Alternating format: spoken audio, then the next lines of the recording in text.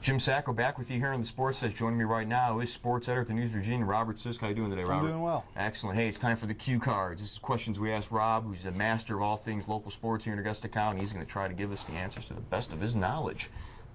Does that sound fine with you? Yeah, let's do it. Let's do it. Hey, Rob, Stewart's Draft Baseball. They got a big win over Rockbridge on Thursday. Does that put the Cougars back in the conversation? We're talking Southern Valley District Baseball?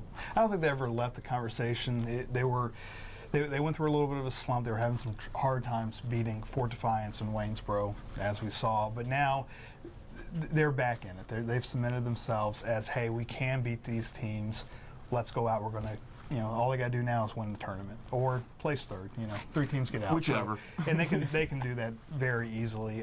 Waynesboro and Fort Defiance both need to watch out for them. If they come alive and they put all the pieces together, they can get hot right now, especially in a single elimination tournament. That's been my big thing with draft, is not being able to put my finger on what the problem has been with them. I mean, you expect a lot out of Cameron Cook, their pitcher, who's hasn't done horrible, but hasn't done as well, I think, as a lot of people were expecting. And you expect a little more out of their bats. Are we going to see them come alive?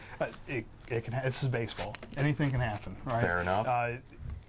What ends up happening is either Cameron Cook has a really good night and they can't hit, or they start hitting and then they can't field right. It's just one thing goes wrong every game. So if they can just get it all together, they're definitely a contender for the Southern Valley, and they may make a run through Region 3. Excellent. Let's see what we got next for you, Rob. Rob, how far can Fort Defiance softball go this year? They got a touch of states last year.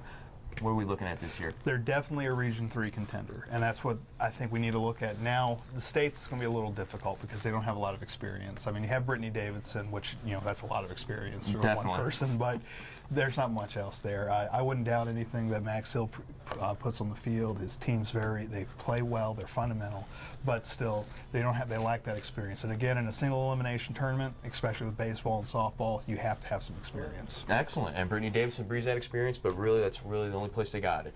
Another one. Hey, I know what you said on the second page Sunday, but Rob, should they name that Waynesboro track and field facility after longtime coach Ed Driscoll? Of course. Who else are you going to name it after? I mean, they need to name something out over there.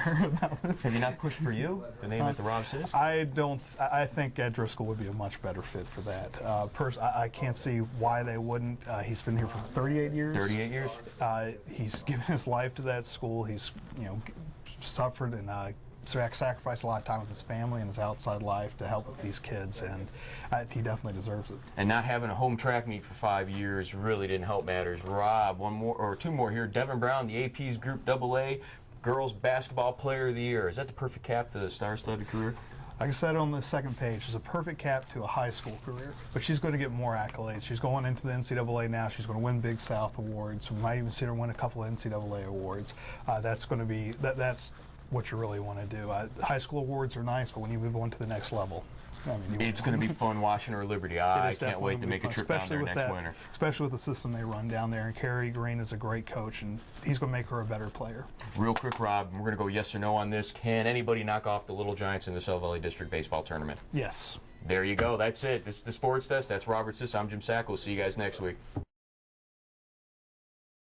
Hi, I'm Jim Sacco, host of the Sports Desk here at the News Virginian. We're going to do this once a week, and we need to know what you like, what you don't like, and also we need questions from you. So you email us at sports@newsvirginian.com, and we'll see what we can do about getting those questions answered. And also, if you tell us why you think you belong on camera, maybe you can join us for a week.